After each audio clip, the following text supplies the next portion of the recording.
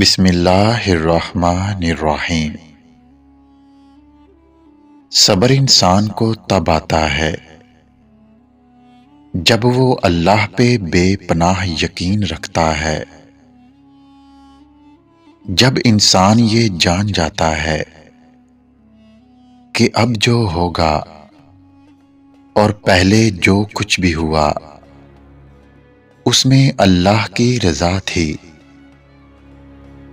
پھر دل مطمئن ہو جاتا ہے، پھر کوئی چیز پہلے کی طرح تکلیف نہیں دیتی، بس ایک عجیب سا سکون مل جاتا ہے۔